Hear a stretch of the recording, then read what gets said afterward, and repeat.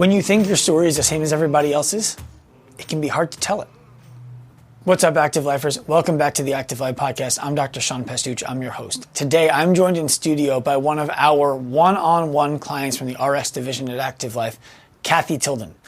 Kathy is someone who thinks of herself as a regular middle-aged woman who used to be active and then got hurt and had to stop, just like everybody else. But on today's podcast, you're going to hear from her what it took to get the results that she was struggling to get from physical therapy, chiropractic, massage, all of the other things that she tried to get her life back that she lost when she experienced an injury. And on the podcast, we talk about why her story, the one that she thinks is so common, and she's right, is actually even more compelling for many than the stories of people who lost everything and had to get it back. Remember, if you're finding the podcast valuable, leave us that 5-star rating, give us a review, and share it with a friend. Let's get to Kathy. Kathy Tilden, welcome to the Active Life Podcast. Thank you. My pleasure. I'm glad to have you in studio. Thanks. I'm happy to be here. So you've been a client with us now for what, 2 years? No, almost 10 months. Oh, not even a year. Mm-hmm. Look at that. We're coming up on our anniversary. So your first month was May? May. Okay. Yeah. And we'll go back in time in a minute, but to speed people up, you just finished a personal training session for the first time at our flagship. Yep. I just worked with Justin up the block, and I had a great experience. One of the things that was interesting about planning this whole thing, besides the fact that I did it and I should never be the person planning anything, is that you've been a client of ours for 10 months. You have exercise training experience prior to coming on to being a client of the RX division. Mm-hmm. And you live, an hour and a half away? Something like that? Yeah. And so it can be hard to understand what's the benefit of an in-person training session if someone's already been exercising for 30 years, 10 years, however long your training age is prior. You work with us online. What was the benefit of training in person? The RX experience Maybe bring the mic a little bit closer to yourself. There you go. Is that better? Yeah, you look good. Okay. The whole RX experience has been really great and very supportive, but there's nothing like an in-person experience. I think that this is something that I've expressed to my coach, that I'm always wondering if I'm doing things correctly, or if it could be like the slightest change in position that would make all the difference. And, it's hard. You can record yourself and make modifications, but I think it's hard to get those very fine details to capture them when you're not in person. So it's really great to have the opportunity to do this. Mm-hmm. So what are some of the fine details you're talking about? Just the way, for me, my hips are an issue.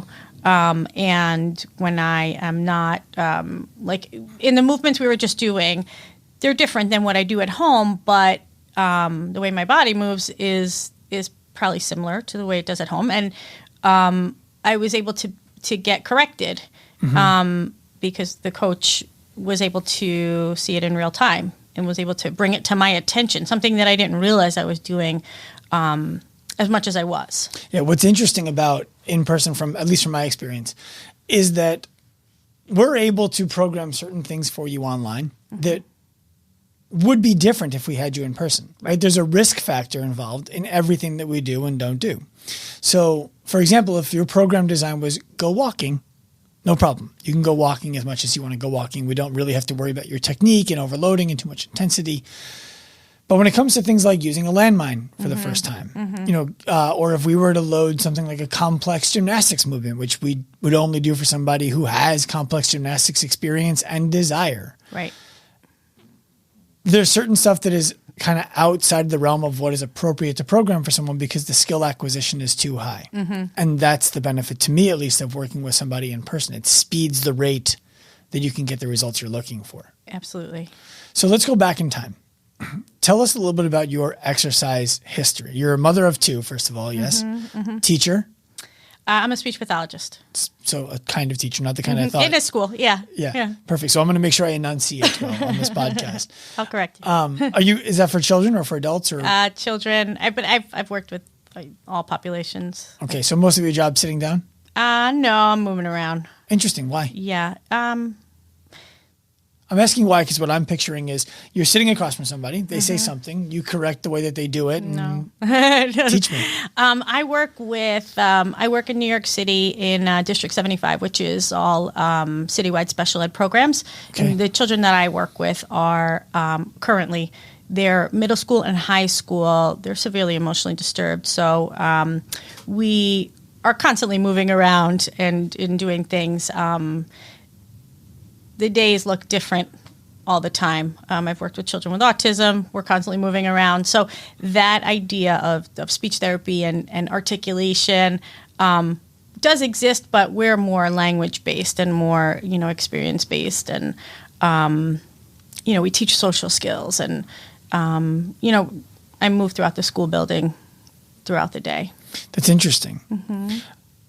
It's interesting that you also said that they have emotional disturbances, because one of the things that I was going to ask you once you told me you're a speech pathologist is I was going to ask you if there's any correlation between other variables in their life. For example, a learning disability, a troubled family at home, a poor diet, high stress that lead to the speech pathology. So you find that is part of the case. All of them, have, really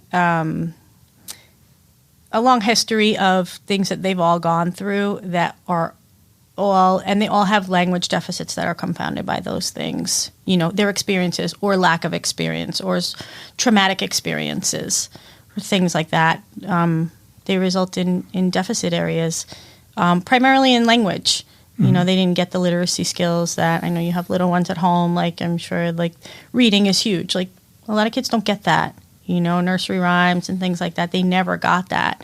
So that shows up. Well, what's the reason I'm staying on this? It's interesting to me. To someone like myself who has no experience, the immediate thought is that speech pathology is a technique, right? You're teaching, you're a tactician. You're teaching somebody, no, put your tongue into the roof of your mouth. Right. What you're describing, though, sounds like there are variables that need to be accounted for beyond simply the technique of speech. Is that true? Absolutely. Is that your job, or is that a collaborative job with you and others? It's collaborative. Like in one of the buildings that I work in, it's a lockdown building. It's a day treatment. We have psychiatrists on staff. We have social workers, therapists. These kids have traumatic past. And so I'm a member of that team. Right. And we all work together to address their needs. And a lot of it is building relationships. With the students or with each other? With the students and with each other, but with the students, What's interesting about that is how parallel it is with what I believe true professional coaching and mentorship to be, as compared to how I think too often it's executed. Right? The idea of my back hurts when I do that. Okay, well, here are the exercises that we're going to do. As compared to, what's your name? What's your background? How's your sleep? How's your eating? Who's around you? Right. What are your thoughts? Why do you have them? What do you think of them? I think that's what needs to be present for a coach to be successful. But all that someone sees is exercise. Right. Right? And it sounds like your job is very similar for a different meaning. Yep. Absolutely. That's cool. Yeah. So do you, when you work with a coach, you've been a member of a gym before. You worked with us now for 10 months. Do you see in people who are coaching you, is it easier for you to see like, oh, this person understands that there's more to what's going on here than simply the technique of the movement or the exercise selection, and they're considering me as a whole? Yes. But the way that it is broken down, the way that, Active Life has broken it down and started from really the bottom up in terms of like the basics with the sleep and the stress management, all those things. My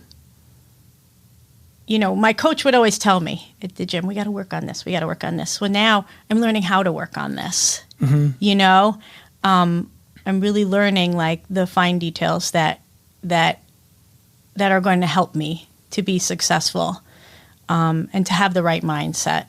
So when for people who are listening and aren't watching, you were pointing to your head when you said work on this. What do you think the coach meant prior? Because I always like to think of people as they're always trying to do their best. It's not as if they're being lazy. It's not as if they are being flippant. They genuinely believe like, oh, I did the thing. I talked about the mental. Absolutely. So what do you think they were trying to help you to understand better or telling you needed to work on? Like to get out of my head and to, just focus on why I'm there, but I needed maybe more support. Okay. And what kind of support? That's a tough question because there's a lot to that. So I'll ask it a different way. I imagine, I hope, and you can tell me if it's only part of the way there, you're getting that support now. Yes. Okay. Yes. What is an example of something that was tactical or practical that you can say, yeah, this happened, and this is how the person at Active Life I work with and I handled it, which was different than how I would have handled that ever in the past? We could even talk about the first time, like when I started, working with my coach and I was making progress, and I think 4 months in, I was starting to feel really good. Like, this is great. This really works. And then I had a setback. And then, I was like, I'm undoing everything that I've done. Like, what's going on? I was like frustrated. And I if you could probably go back and look at the comments that I made to my coach in the app, you might pick up my frustration. And then he was like, all right, we got to learn about setbacks. This is part of it. This is going to happen. Like, this is supposed to happen. And I became educated on that. So now when that happens, I'm like, all right, here we are. Let me just give some information to my coach about what's happening, so he can make some tweaks and changes, and, that this is part of it, and it's not like, I blew it. Right. So something that you'll see soon if you haven't already is we actually started rolling out formal education for clients, and you've seen it. And in it is some content around setbacks, because what you experienced was a reaction from a staff member that at the time was the best we knew how to do, and it was appropriate. I had a setback. I'm back to square one. What am I supposed to do about this? Oh my God, did I ruin everything? And he was like, no, let's talk about setbacks. And I'll get from you in a moment what he talked about with you and where your mind goes now. But now what's happening is we're getting in front of it. So when a client enrolls now, they're getting access to the education, and staff members are directing the clients who they're assigned to. I think it would be useful if you watched this piece of content on this education, just as an extra prompt for them. And there's quizzes in there that are not meant to trip anybody up. They're there so that we can make sure you have comprehension around things. And that's so that when you have a setback, you're like, I already knew about this. This is great. What has changed about the way you view a setback now? I expect it.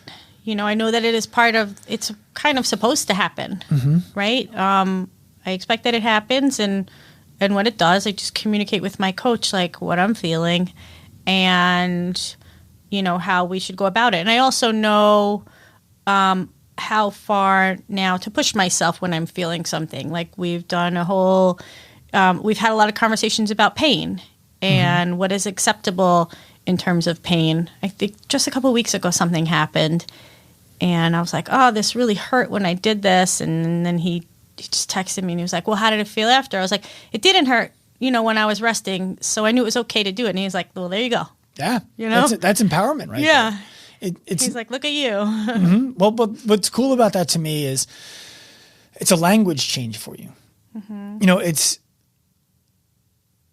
because you had the awareness that, okay, one of the rules for discomfort is if it stops hurting after I stop doing the thing, it's very unlikely I did damage. And as long as the discomfort I had on a scale of 1 to 10 was a 4 or less, then I'm probably in the safe zone.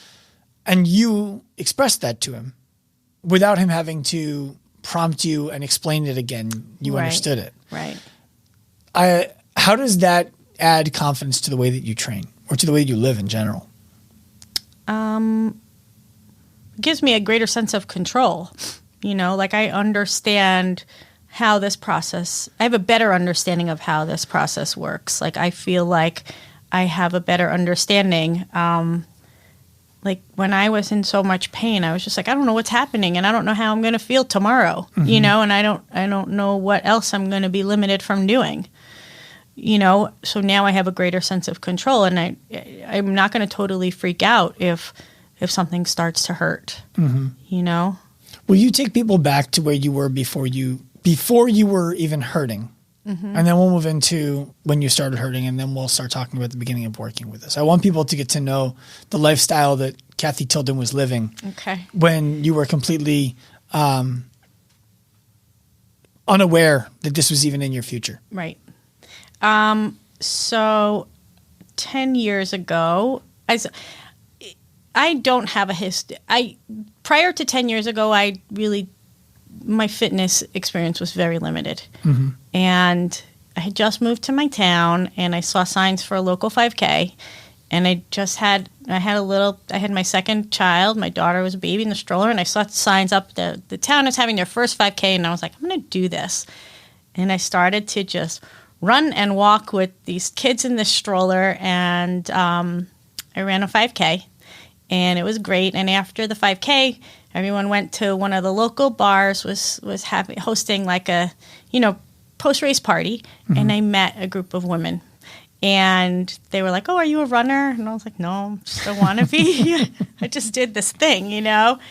And they were like, well, why don't you run with us? And I said, all right. You know, I trained for this. And then they were like, well, we're going to go out tomorrow morning at 5 o'clock. And one of my really good friends now, Kathy, she said, I'll text you, you know, before we leave, just to make sure, because if weather permitting, you know, if people don't show up, they didn't want me to show up. So I got the text, and I said to my husband, I was like, those ladies texted me, should I go? And he's like, yeah, go. So I went, and they ran like the town loop, which is like 3.5 miles. And I was dying, and I was like, oh my God, I can't believe I'm doing this. And then they were like, all right, so we're going to go out Wednesday again. Are you going to come? And I was like, yeah, sure. And I did it, and we would just do it over and over again. And I signed up for my first half marathon. They were running the New York City half in March. That was in September. And I was like, I'm going to do that too. So I signed up, and I did that, and it was great. And before I knew it, I just really enjoyed running. I was running more and more. And one day I was running, and I saw a group of people come running up towards me in this area behind my house. And I'm like, what are all these people doing? And they ran back into the CrossFit gym. And I had no idea what that was. I had no idea. And I reached out to the owner, and he's like, yeah, come on in. You know, I was like, I'm just going to try this thing. And he said, yeah, come on in. And that just was game changing for me. You know, like, I had this experience that I had never been a part of. So I was running. I started to get into the CrossFit thing. I made friends there. It was great. It was super fun. And, you know, one thing supported the other. And then here we are 8 years later. I started to feel pain, like in my lower back when I would run. And then it was starting to prevent me from running. And then it would start to prevent me from doing things in the gym. But I still just continued to just move through it, because I just didn't understand that. I was like, this, you know, I'm going to take it easy. It's going to go away. Didn't go away. And it just got worse and worse. And I was running less and less, and the pain was becoming more and more intense. And I was being limited in what I could do at CrossFit. And, you know, my coach tried to help me as best he could to modify things. But I just was like, forget it. You know, I can't do any of this. I was feeling really frustrated. I was feeling isolated. You know, the thing that I loved to do, I couldn't do. Both of them, you know, like, they were both causing me pain. So I had learned from a friend about active life. And after trying so many things, chiropractors, sports medicine doctors, taking medication, anti-inflammatory drugs, and physical therapy, you know, I was trying all the things, and I wasn't still able to do what I wanted to do. And that's when I made the call to active life nearly a year ago. And And here we are. I'm finally out of pain. Why do you think, first of all, thank you for sharing that story. Why do you think this worked? That's a good question. It's just different than anything else I've ever done. But why did it work? Well, let me ask you, let me go back into what you just said, because we were talking before, right? You asked me the question before we came online. How is it that everyone doesn't know about this? Right. And here you are, struggling with the same thing that I struggle with in terms of explaining to people what it is. Because you said it's different than anything I've ever done before. How was it different? You've run, you've been a member of a group training gym where it was coached. It wasn't as if you just came in and followed the leader. You did physical therapy, you did chiropractic. How is it that you've never done anything like this before? This is perceptively, to somebody from the outside looking in, exercise. It's highly individualized. This is a hard question to answer. Welcome to my world. I think that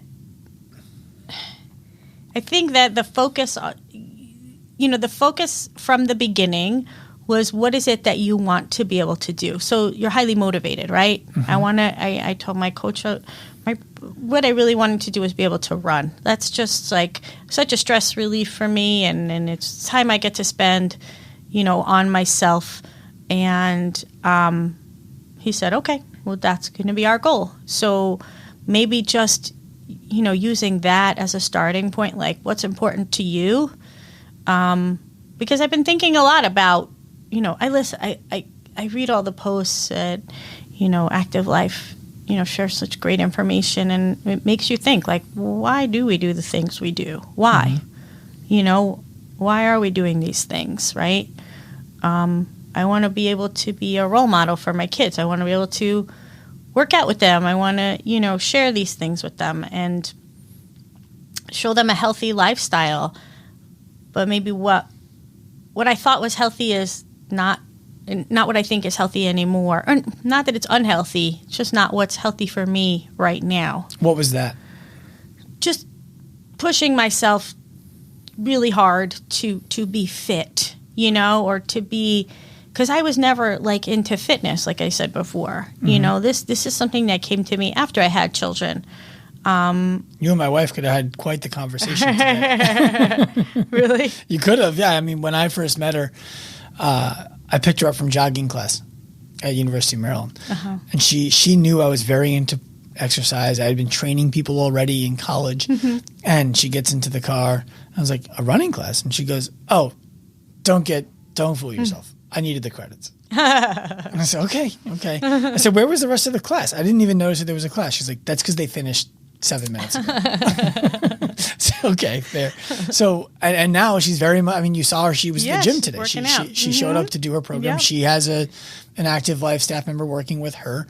So you have a lot in common in that way, in that she never really prioritized it. And then once she started prioritizing it, it was access to a life that she didn't know that she could have. That was the same for me. And that's not unique to Active Life. That's unique to the miracle of exercise, right? It's, you find other people who are sharing your values that you didn't realize that you had and other people had, and it can feel like you're alone until someone does that with you, and you're like, oh, you feel that way too? And now you feel validated. Right. And then when you lose the ability to do it, all of a sudden you're not surrounded all the time with people who have those values, or at least you can't share in the conversations around how they're executing on them. And that's where I'm glad that we were able to intervene and get to working with you.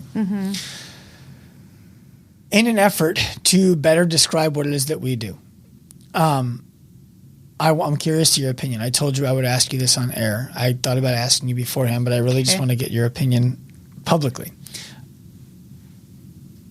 And you don't need to be nervous. There isn't a right answer. Okay. Right? No matter how you answer, it's the right way. Feedback is welcome.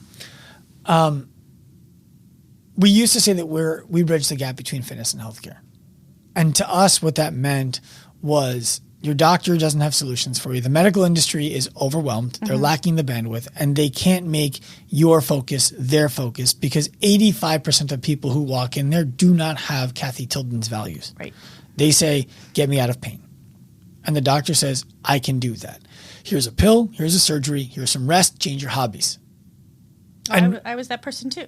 Sure, that's right. But you weren't happy with that. Right. For a lot of people, they're like, all right, that's fine. And I believe that's part of the reason why the medical industry has gone that way. It's not because they want that. It's because the medical industry wasn't set up to serve a society that was fundamentally at its base state ill. We're not supposed to have 80% of the population sick, Right. hurt, whatever the case, on a daily basis. So they're overwhelmed. And they're doing what they think most patients want, and usually they're right, even if it's not what you would want or what I would want. We need to take agency in how we speak to the doctor. That's another conversation. The fitness industry, I believe, lacks the maturity and the education to meet you where you are and provide you with the solutions that are complete enough to solve your problems predictably. Meaning, understanding who you are, why it's important to you, how your previous experiences play a role in this, why you're intimidated even though there's a coach in the room who's going to teach you how to do everything you need to do and you don't need to be intimidated. Why are you still intimidated? Why is that their responsibility, not yours, right? All of these kinds of things are areas where I think the fitness industry has a lot of growing up to do. Right. And so when we described ourselves as the bridge between, what that effectively means is we're shuttling people to and fro, fitness and healthcare. And it's not really our interest. It is for the people for whom that's the interest, but it's not our interest to be a bridge. No one says I'm going on vacation to the Golden Gate Bridge. They say I'm going on vacation to San Francisco, right? So we're launching a new website. By the time this comes out, it will already have been released. And so people listening, if they hear feedback from you that indicates I think I should change it, they will see the difference. The way the website is set to go out right now is the homepage is going to say you deserve to live a life well lived.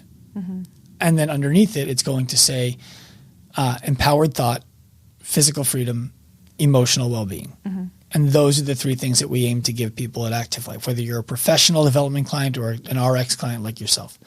I'm curious your thoughts on that statement. I think that, so what are the three again? Empowered thought, which on the website we go into more depth about what that means. Effectively, what it means is you have the agency to think about what you're thinking about and decide what you want to do with it. Instead of simply something happens, okay, I have to react to that. You don't have to react to that. Physical freedom, which means you have the choice to say yes or no anytime you please. It's never an issue for you to be able to do the thing. You don't have to do it, and it's up to you. Emotional well-being, which to us means you're impervious to other people affecting the way that you feel day to day. You feel the way that you feel because you know very well who you are. That's what we aim to create. I think that those three things could be in a different order for different people. Like you're going to lay them out, I think, that way, right? 1, 2, 3. For me, like emotional well-being should come first. It's interesting. Because keep going. Like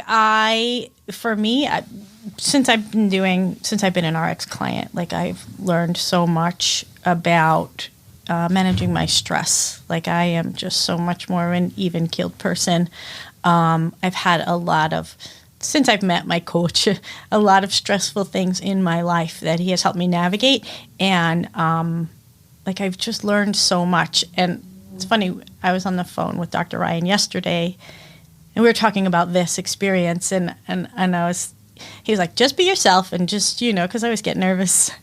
And he's like, just be yourself and just, tell your story, answer the questions. It's not a big deal. And I said, yeah.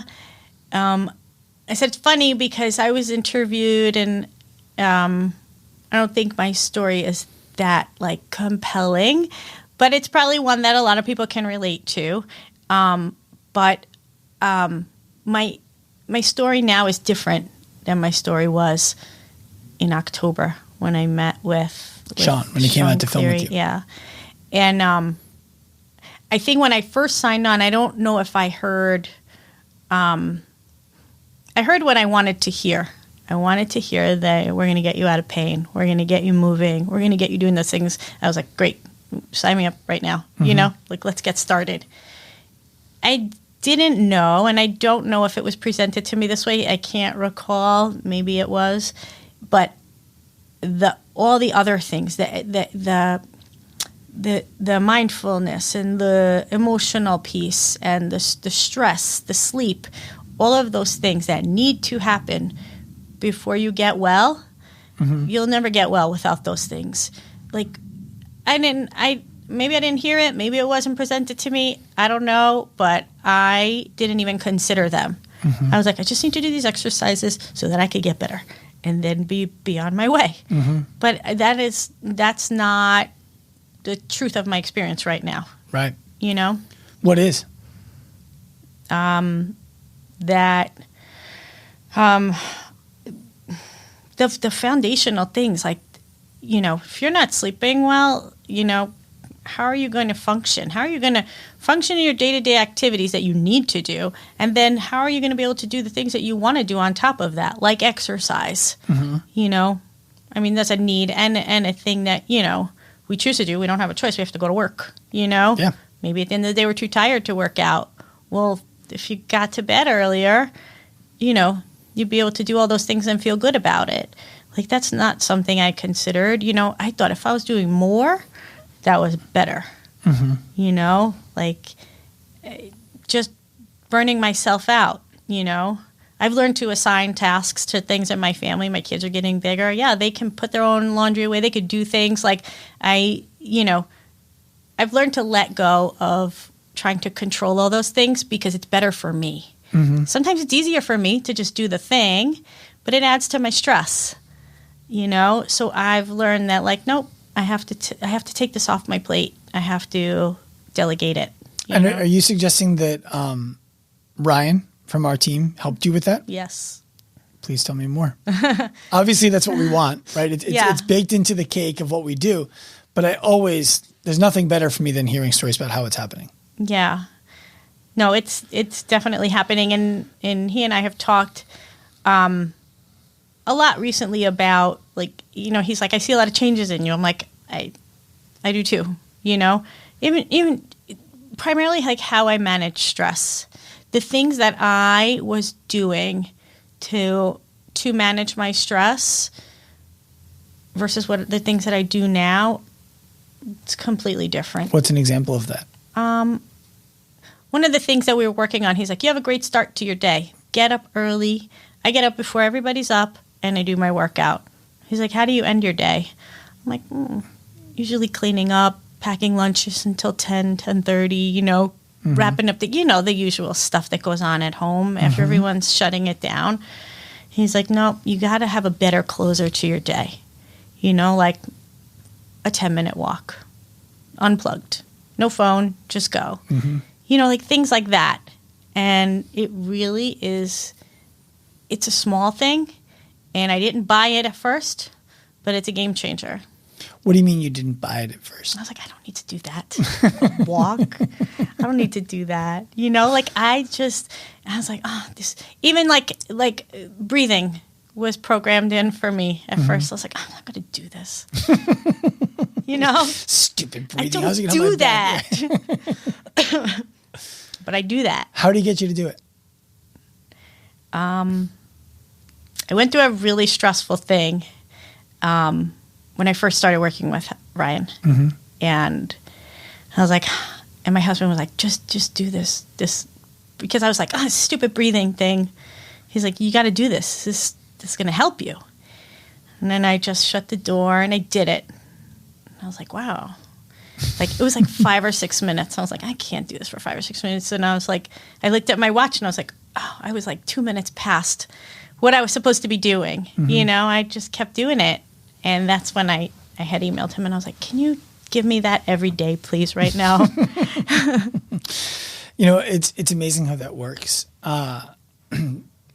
We can get so amped up about a 5 to 6 minute thing that we believe is not aligned with what we need, even though we hired someone and pay them to tell us what it is that they believe we need with the expertise that we don't have. And you look at it, you're like, I'm not doing that.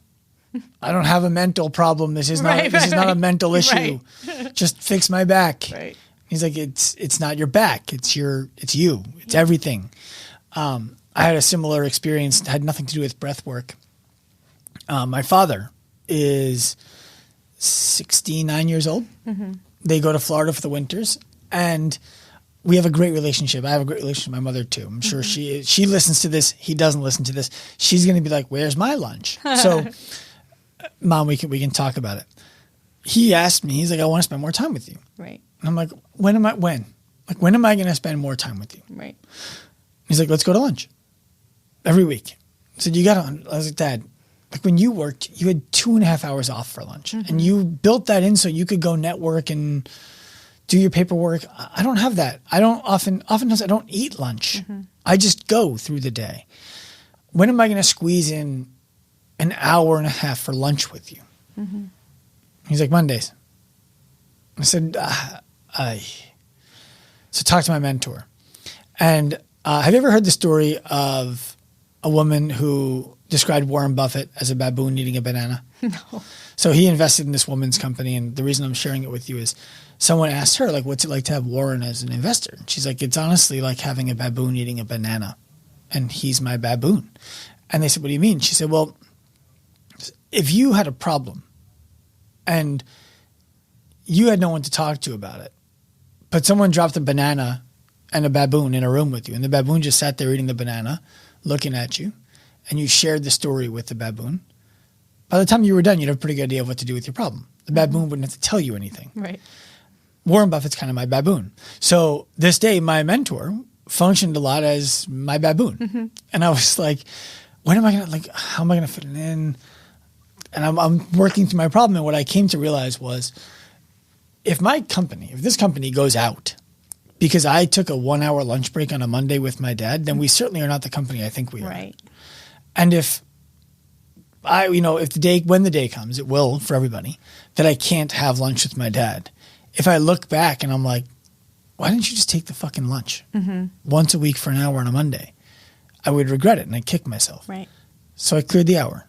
Right. And now I'm like, I love it when he's in town and we can go to lunch. Right. So Mom, we'll figure it out. We'll get a time for you too. I need a lunch. Yeah, she's gonna need a lunch, or something. But all that to say that I always find these parallels interesting, right? Like, because that made me a better business person. On Mondays, I'm more effective because I know I don't have this extra hour. I need to be more diligent. That taught me that I can be that same kind of diligent on Friday. Why do I need to expand the whole day? Why do I need to go wall to wall? And just these little things become the big things. Yeah. So you're out of pain now. Yeah. Why continue working with us? I'm learning. Well,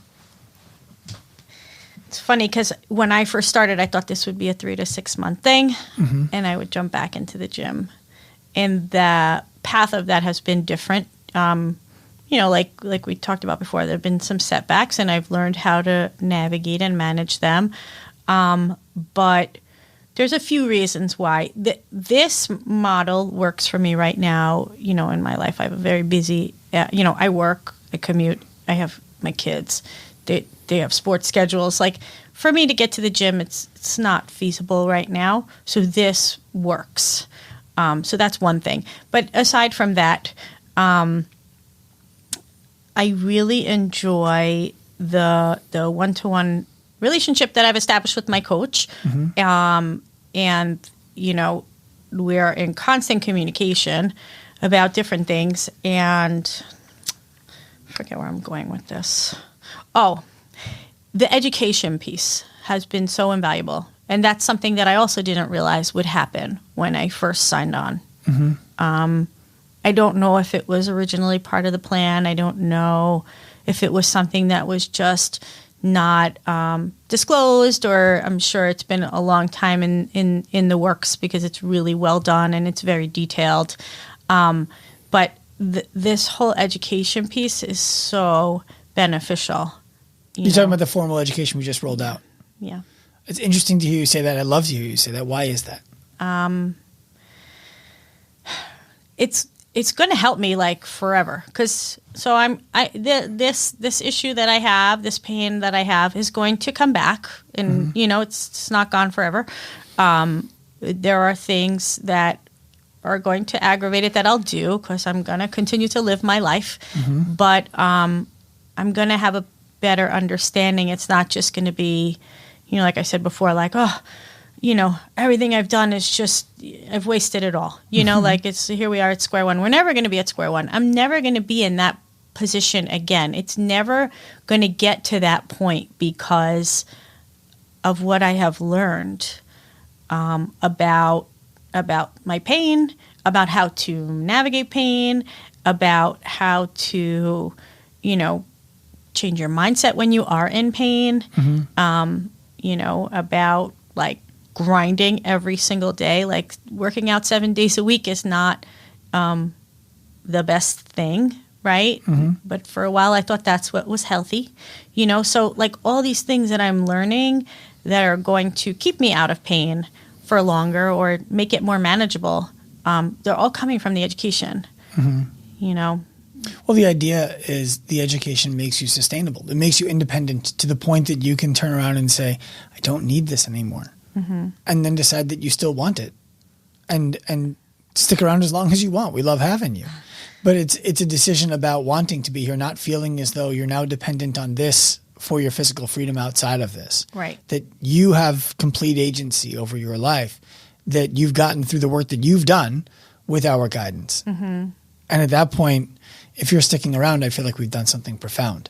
Yeah. And it's funny because in one of the connection calls a couple of months ago, where we talk with other RX clients and we meet and just talk about what like our experiences are. And there's usually a topic. I forget who it was that was running it. And I was like, now that I'm feeling better, am I going to get like dumped, by active life? I mean, and he was like, no, it's not like that, But, I don't know, like I want to continue to receive the support. I find it beneficial in so many ways. Well, I like to hear that. You said a few things earlier that I want to go back to. Okay. The first one is that you feel like you're not a compelling story. Why do you think you're not a compelling story?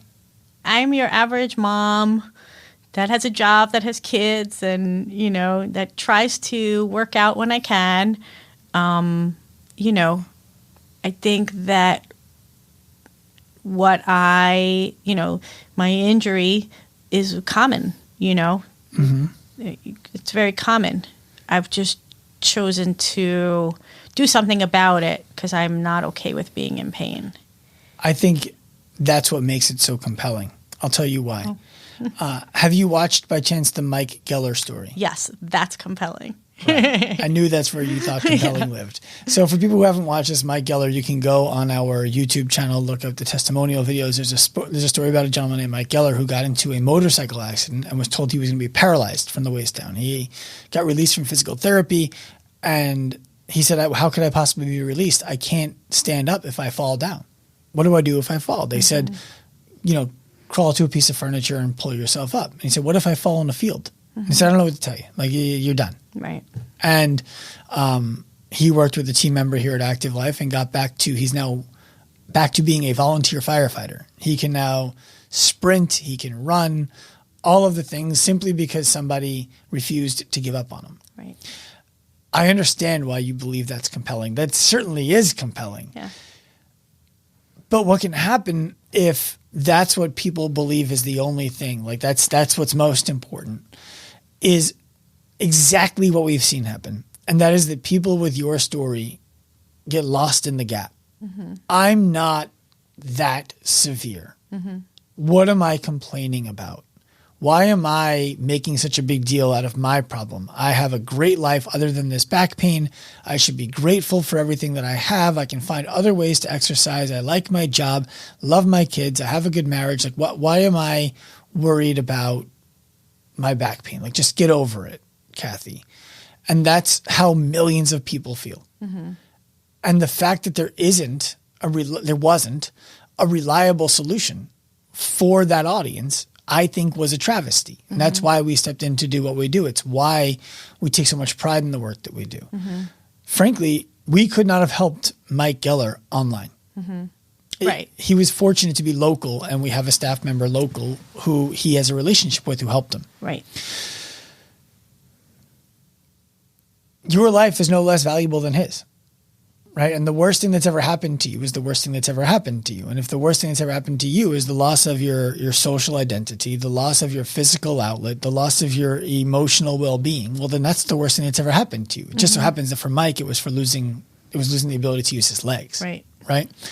And so I believe that for those reasons, your story is extremely compelling, because there are millions of people just like you who right now are probably listening to this. Not all the millions of them. We're not there yet. But in thinking to themselves, what am I complaining about? You don't need to stop making a big deal. Push it under the rug. Get rid of it. It's weakness. You don't need this. When the reality is they need help. Right. And getting to hear your story gives them the permission, if you will, to seek it. And I think that's really meaningful. And I think that it's important that I say that on air so people can hear it. Yeah. Thank you. You're welcome. I mean, I'm just grateful that I had a friend that mentioned Active Life to me, and I dismissed it at first because I was like, I just don't have time.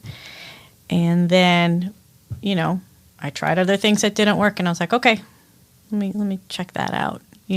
Well, we should send your friend a thank you card too. The other thing that you said was, you talked a lot about emotional well-being would have been the first thing on your list, not the physical freedom, not the empowered thought, emotional well-being first, and then the other two.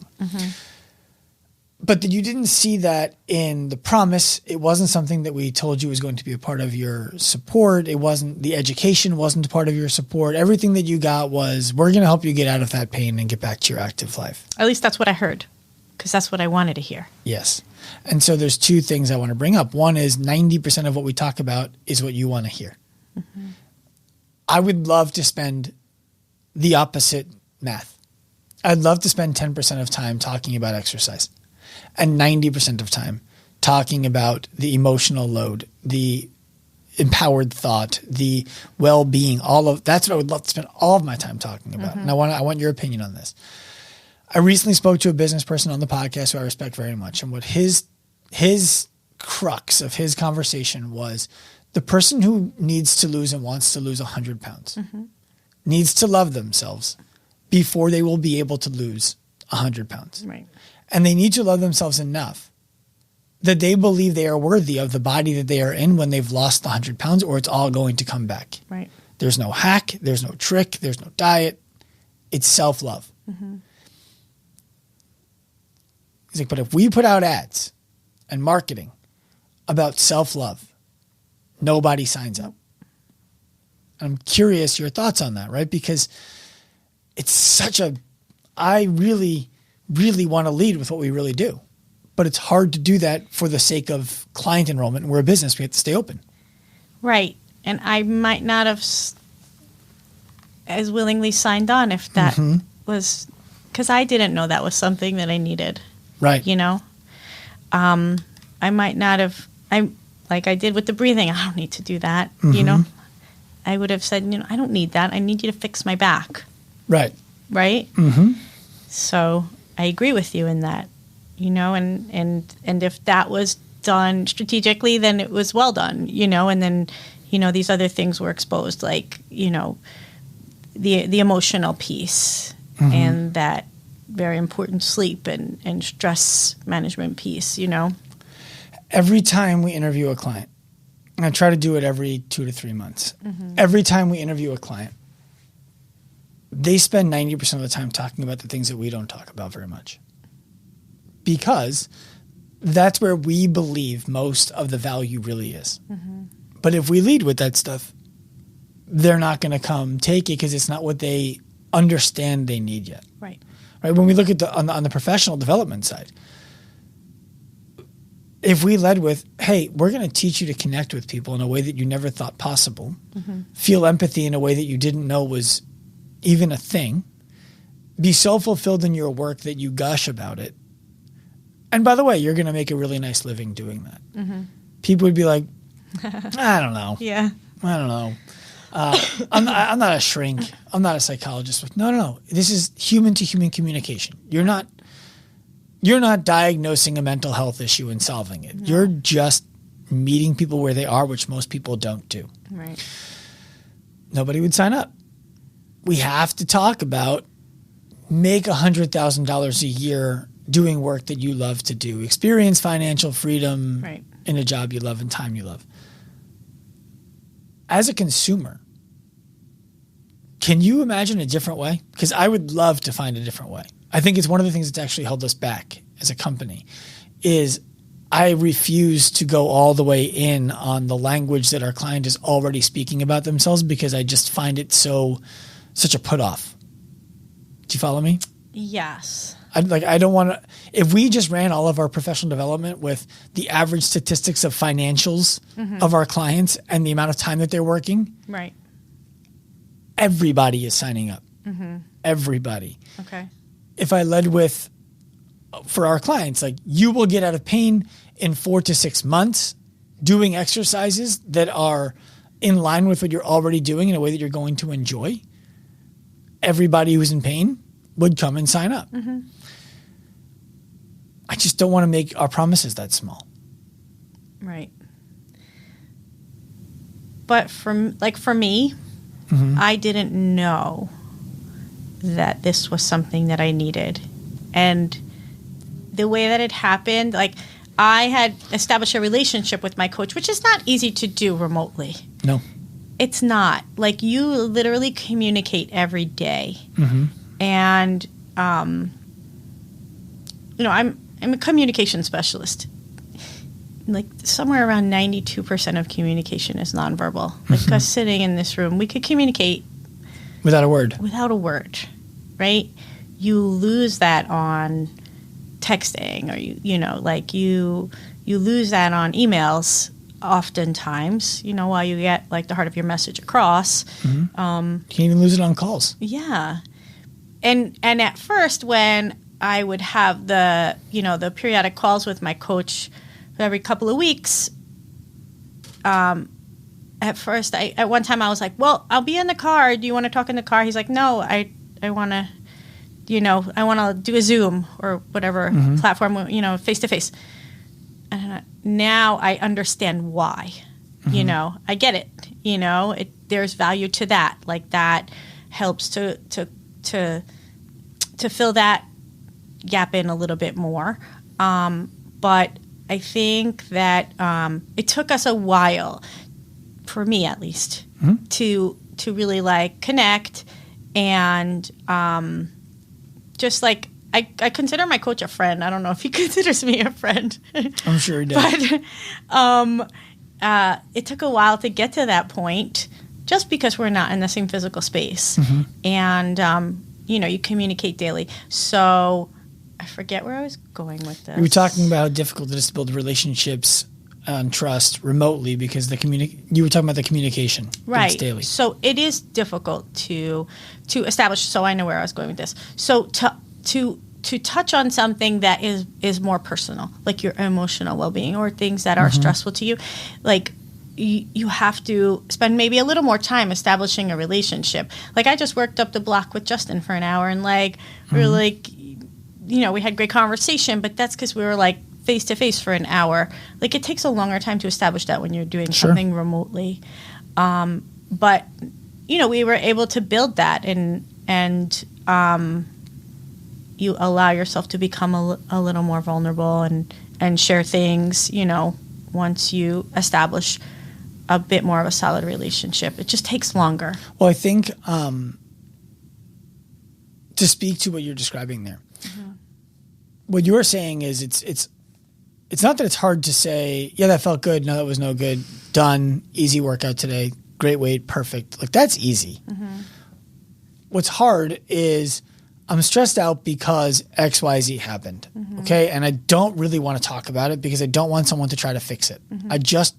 I would love to vent about it, but I don't want to tell you because we don't have a relationship where I feel safe giving you that information about me.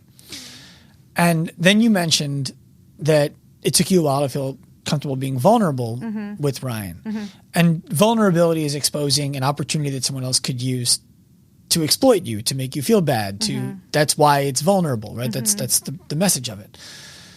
Part of what we build into the communication cadence of staff to client dialogue is that we need to be vulnerable first, right? So in order for, and it's not appropriate to be vulnerable in the first call. Right.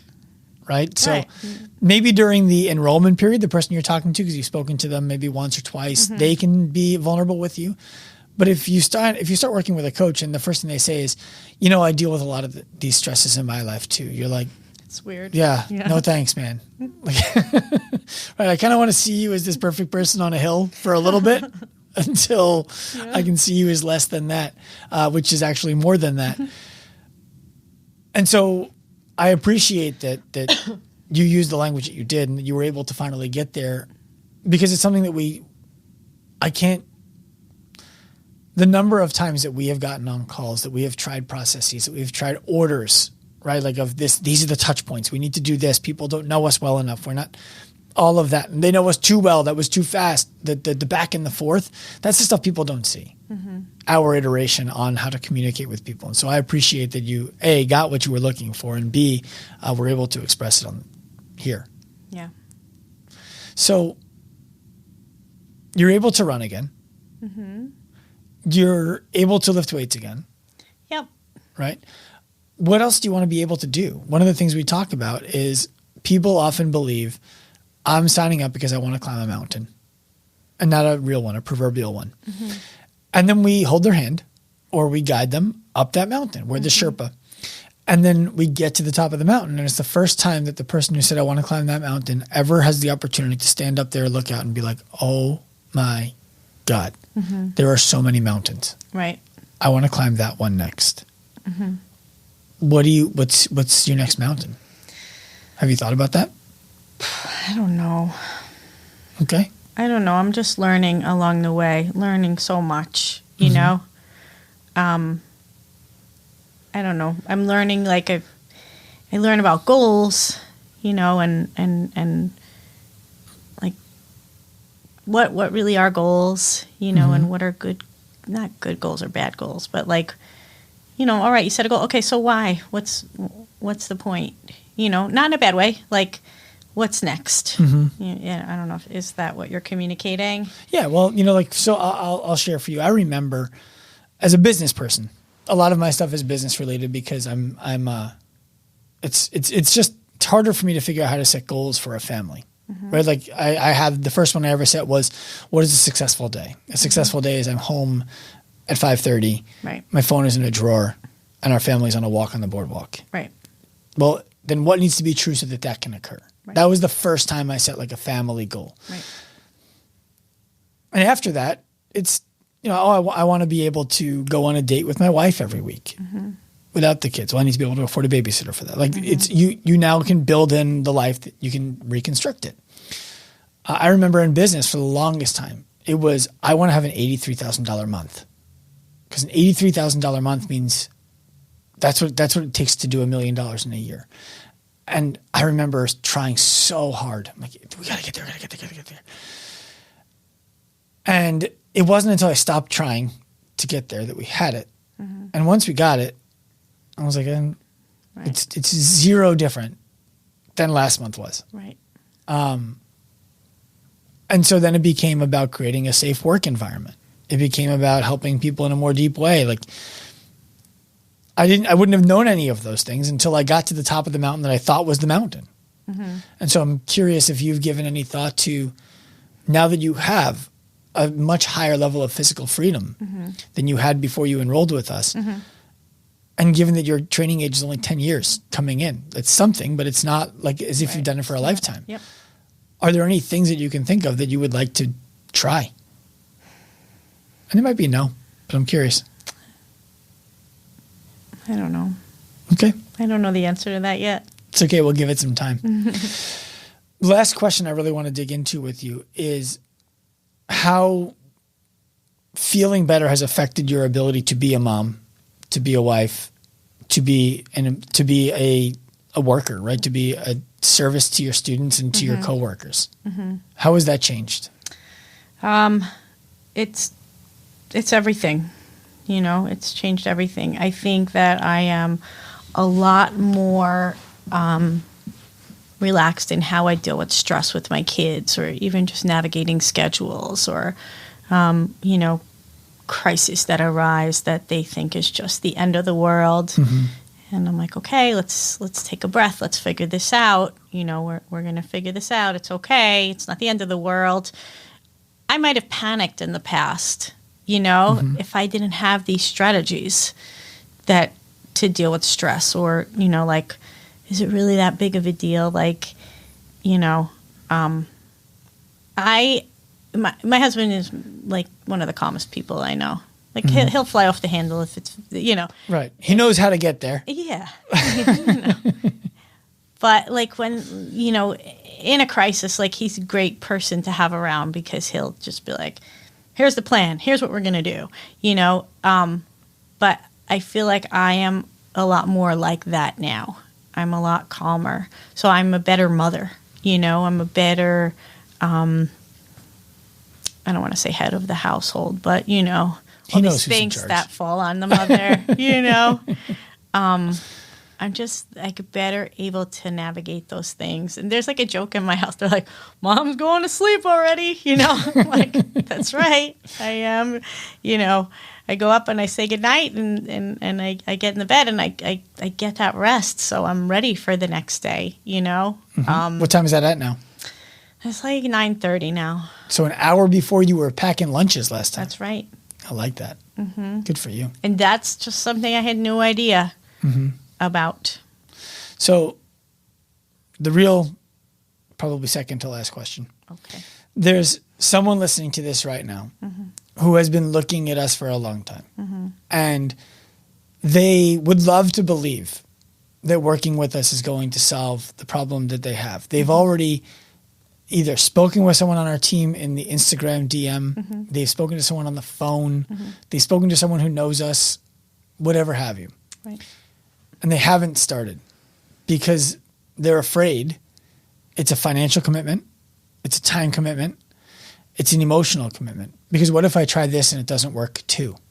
Right? I used to tell people all the time, we're the last resort. You'll wish you tried first. Right. What would you say to that person?